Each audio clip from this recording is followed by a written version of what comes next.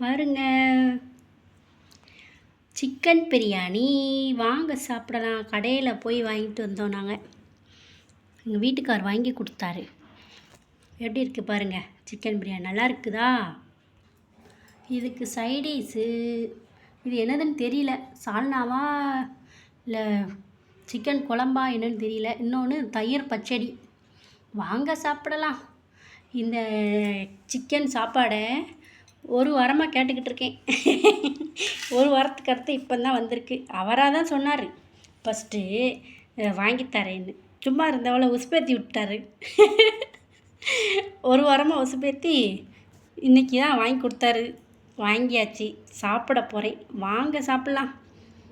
பிரியாணிக்கு முட்டை கொடுத்துருக்காங்க. முட்டையும் ஒரு கட்டு வெட்டலாம். வாங்க என் கூட சாப்பிட வாங்க. எல்லோரும் சாப்பிடுவோம். வாங்க உறவுகளே, சாப்பிடலாம்.